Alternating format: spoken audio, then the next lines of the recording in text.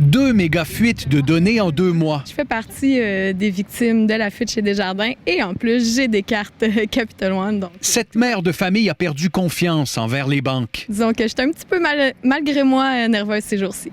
Loin d'être la seule, les détenteurs de cartes Costco Capital One sont inquiets. Je leur fais pas confiance du tout. Vraiment du tout. Moi, ça m'inquiète certain. Car ce sont 100 millions de clients américains qui sont touchés par la fuite. 6 millions de Canadiens, dont 1 million de numéros d'assurance sociale ont été volés. Des numéros de téléphone aussi, des courriels, des renseignements financiers confidentiels.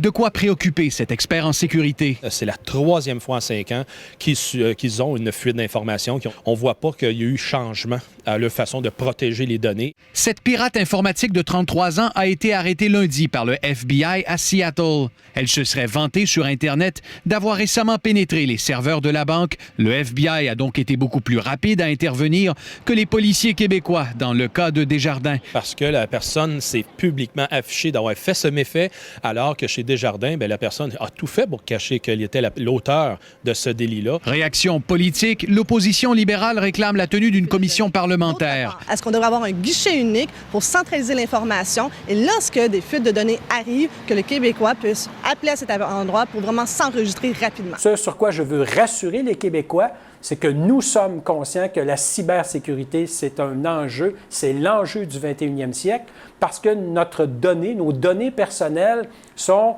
le pétrole du 21e siècle. On ignore ce qui est advenu des données volées de Capital One. Pendant ce temps, dans les bureaux montréalais de la banque, impossible d'obtenir des explications de la part des responsables qui refusent les demandes d'entrevue. Si les responsables de Capital One demeurent muets aujourd'hui, ils s'engagent à offrir une protection de crédit similaire à celle de Desjardins à tous les clients touchés par cette nouvelle fuite de données. Pierre-Olivier Zappa, TVA Nouvelles, Montréal.